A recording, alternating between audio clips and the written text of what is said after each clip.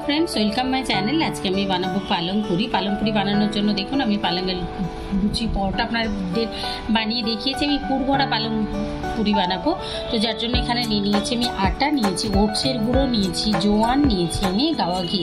এখানে শুধুমাত্র ওটস দিয়েও করে নিতে পারবেন আপনারা, অথবা শুধুমাত্র আটা দিয়ে বা ময়দা দিয়েও করে নিতে পারবেন। আমি অর্ধেক আটা নিয়েছি, অর্ধেক ওটস নিয়েছি, আর এখানে আমি নিয়েছি পালং। মেন ইনগ্রিডিয়েন্ট হচ্ছে আমাদের পালং। তো পালংটা আমি এখানে সেদ্ধ করে নিয়ে পালংটাকে পিষে নিয়েছি। সেদ্ধ করে নেওয়ার সময় এর মধ্যে দিয়েছি আমি দুটো 4 কোয়া রসুন, দিয়েছি আমি 1 ইঞ্চি মতো আদা টুকরো করে নিয়েছি। আপনারা চাইলে এটা গ্রেট করেও নিতে পারেন।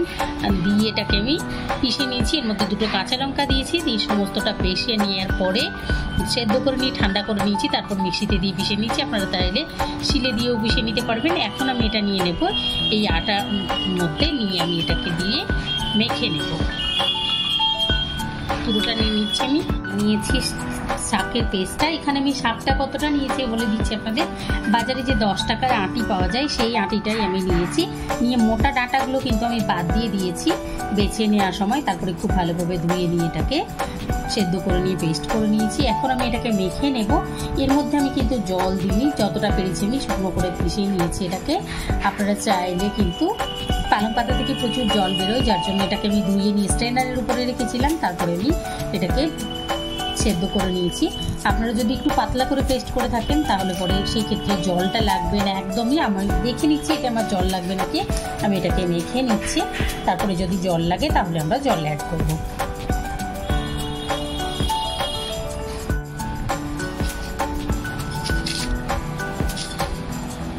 এই দেখুন আমি কিন্তু পুরো পেস্টটা দিয়ে এটা মেখে নিচ্ছি। আমি এখানে 1/2 কাপ আটা নিয়েছি আর 1/2 কাপ ওটসের গুঁড়ো নিয়েছি।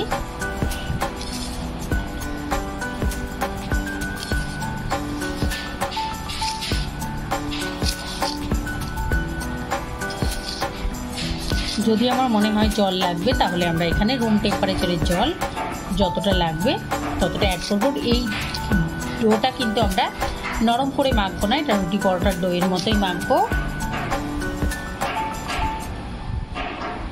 এই দেখুন আমি মেখে নিয়েছি। এখানে আমার একটু জল লাগবে, তো আমি মিক্সিটা ধুয়ে নিয়ে আমি এখানে জলটা অ্যাড করে নিচ্ছি। আমি এখানে 2 টেবিল স্পুন মতো জল অ্যাড করলাম। আমি এটাকে খুব ভালোভাবে ডোটাকে ঠেসে নেব। এই দেখুন 2 মিনিট ধরে এটাকে ঠেসে নিয়েছি। এটা একটা সফট ডো তৈরি হয়ে গেছে আমাদের। এটাকে এখন আমি ঢাকা দিয়ে রেখে দেব আধ ঘন্টার জন্য। আর এটা যতক্ষণ আমাদের সেট হচ্ছে ততক্ষণে আমরা পুরের জন্য আলুটা কেটে নেব। আলু আর গাজর দিয়ে আমরা পুরটা তৈরি করব। তো চলুন আমরা আলুটা ছিলে নিয়ে কেটে নিই। এই দেখুন আমি আলুটা কেটে নিয়েছি, কেটে নিয়ে জলের মধ্যে রেখে দিয়েছি। এখন এটাকে 2-3 বার খুব ভালোভাবে ধুয়ে নেব, যাতে আলুর স্টার্চটা খুব ভালোভাবে ধোয়া হয়ে যায়। তারপর এটাকে একটা স্ট্রেনারের উপর রেখে দেবো। আর এখানে আমি গাজর গ্রেট করে নিয়েছি। দেখুন আমি একদম পাতলা গ্রেটার দিয়ে গ্রেট করেছি। আপনারা চাইলে কিন্তু একটু মোটা গ্রেটার দিয়েও গ্রেট করে নিতে পারবেন। তো চলুন আমরা এখন ভেজে নিই আলুটাকে।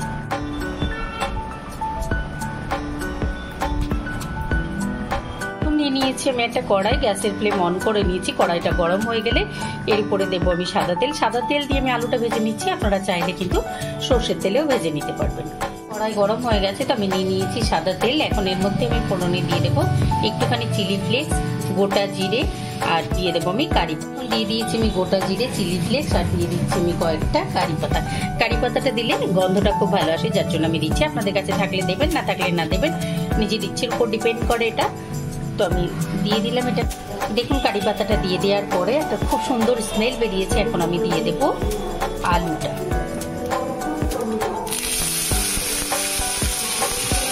দেখুন আলুটা দিয়ে দেওয়ার পরে আমি এটাকে নাড়িয়ে নেব। এক্ষুনি আমরা নুন হলুদ কিছু অ্যাড করবো না, এটা একটু 2 মিনিট মতো হতে দেব। তারপরে এর মধ্যে আমি নুন হলুদ অ্যাড করবো।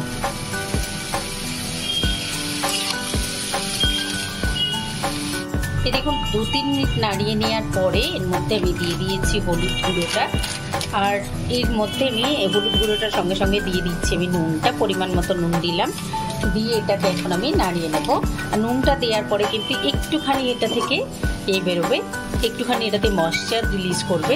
তো আমরা এটাকে নাড়িয়ে দেবো খুব ভালোভাবে।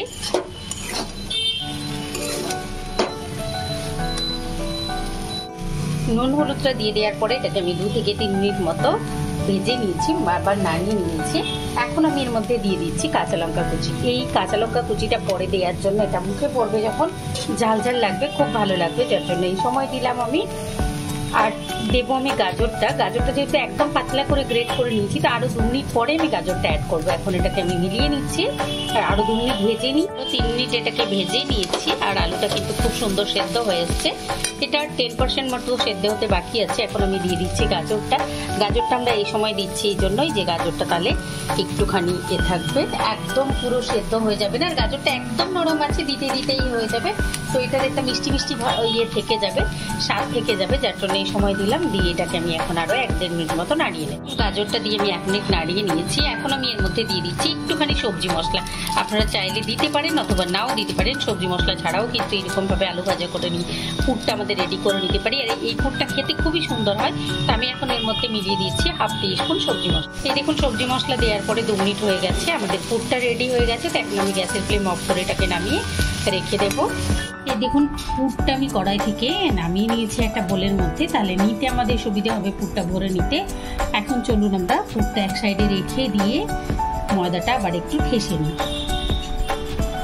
দেখুন পুরটা আমাদের রেডি হয়ে গেছে। আমি ঢেলে নিয়েছি কড়াই থেকে একটা বোলের মধ্যে, তাহলে আমাদের পুরটা ঢোকাতে সুবিধে হবে। আর পুরটা একটু ঠান্ডা হতে দেবো। চলুন আমরা ততক্ষণ আটার ডোটা আবার একটু ঘেষে নিই। নিয়ে নিয়েছি ডোটা, আমি আবার একটু এটাকে ঠেসে নেব 2 মিনিট মতো। তারপরে এটা থেকে আমি লেচি কেটে নেব, ছোট্ট ছোট্ট করে লেচি কেটে নেব আমি। আপনারা চাইলে একবারে একটা বড় রুটি বেলে নিয়ে কিন্তু সেটা থেকেও কেটে নিতে পারেন, কুকিজ কাটার দিয়ে অথবা যে কোনো একটা গ্লাস দিয়ে বা বোলের দিয়ে আপনারা কেটে নিতে পারেন। তাহলে সবগুলো সমান হবে, দেখতে ভালো লাগবে। তো আমি এরকম করে লেচিগুলো কেটে নিচ্ছি, তারপর বেলে নেব। এই দেখুন এইরকম ভাবে রুটিটা আমি বেলে নিয়েছি, একদম রুটির মতো করে বেলে নিয়েছি গোল গোল করে। তারপরে একটা বড় রুটি বেলে নেওয়ার পরে এখান থেকে আমি চৌকো একটা কুকি কাটার নিয়ে এরকম করে কেটে নিয়েছি। আপনারা চাইলে বড় করেও কেটে নিতে পারেন বা গোল করেও কেটে নিতে পারেন। আমি এরকম করে কেটে নিয়েছি। এখন এখানে নিয়েছি আমি পুরটা, তো পুরটা আমি ভরে নেব। এই দেখুন ভেজে তুলে নিয়ে আমি সার্ভ করে দিয়েছি। তো আপনারা এটা বাচ্চাদের টিফিনে দিতে পারবেন, লাঞ্চ বক্সে দিতে পারবেন, অবশ্যই ট্রাই করবেন। দিয়ে দিয়েছি এর মধ্যে একদম অল্প অল্প করে ঢুকে, আপনারা চাইলে কিন্তু বড়ও বানিয়ে দিতে পারেন। আমি ছোট ছোট বানিয়ে দিচ্ছি বাচ্চাদের জন্য, কারণ এটা দেখতে ভালো লাগবে আর দেখতে ভালো লাগলে অবশ্যই ওরা খাবে। তো যার জন্য আমি এটা বানিয়ে দিচ্ছি। এটা বানিয়ে কিন্তু আপনারা টিফিনেও দিতে পারবেন। খুব এরকম করে নিলে ইউনিক হবে, ডিজাইনটা দেখতে ভালো লাগবে, যার জন্য আমি এরকম করে দিচ্ছি। তো দেখুন আমি এরকম করে সবগুলো ভরে নিই। দেখুন আরও একটা আমি ভরে দিচ্ছি আপনাদেরকে।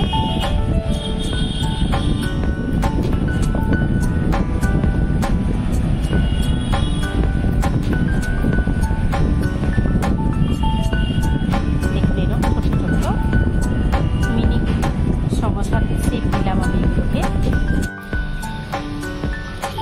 দেখুন নিয়েছি আমি একটা কড়াই আর গ্যাসের ফ্লেম অন করে নিয়েছি। এর মধ্যে নিয়ে নিয়েছি, কড়াইটা গরম হয়ে গেলে এর মধ্যে নিয়ে নিয়েছি সাদা তেল। আমি সাদা তেলে ডিপ ফ্রাই করবো। আমি দেখিয়ে দিচ্ছি সবগুলো সিঙ্গাড়া, মিনি সিঙ্গাড়া আমি এখানে রেডি করে নিয়েছি। দেখুন তো তেলটা গরম হয়ে গেলে এর মধ্যে ছেড়ে দেবো আমরা।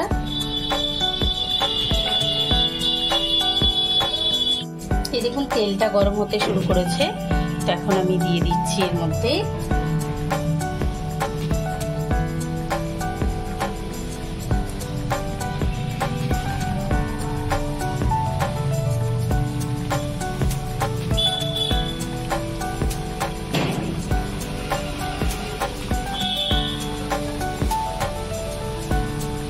যতগুলো আমার ধরবে কড়াইতে আমি ঠিক ততগুলোই দিয়ে দেবো। এই দেখুন দিয়ে দিয়েছি আমি যতগুলো ধরেছে, মানে অর্ধেকটা আমি দিয়ে দিয়েছি। 2টো ব্যাচ আমি সবগুলো ভেজে নেব। তো এখন আমি একটু নাড়িয়ে দিচ্ছি এগুলোকে। আর খুব বেশি সময় লাগবে না এগুলো ভেজে নিতে।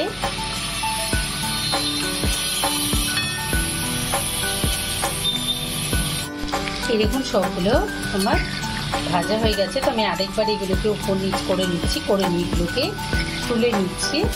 মিডিয়াম লো ফ্লেমে আমি এটাকে 1 মিনিট রেখে দিয়ে এখন তুলে নেব। দেখুন ফার্স্ট ব্যাচ আমি তুলে নিলাম, এখন তুলে নিচ্ছি এগুলোকে, নিয়ে আমি সেকেন্ড ব্যাচ দিয়ে দেবো, দিয়ে ভেজে তুলে নেব। এই দেখুন আমি ভেজে তুলে নিয়েছি, সবগুলো তুলে সার্ভ করে দিয়েছি। তো আপনারা অবশ্যই ট্রাই করবেন, কমেন্ট করে জানাবেন, লাইক করবেন, আমার চ্যানেলকে সাবস্ক্রাইব করবেন। Thank you. এই দেখুন ভেজে তুলে নিয়ে আমি সার্ভ করে দিয়েছি। তো আপনারা এটা বাচ্চাদের টিফিনে দিতে পারবেন, লাঞ্চ বক্সে দিতে পারবেন, অবশ্যই ট্রাই করবেন।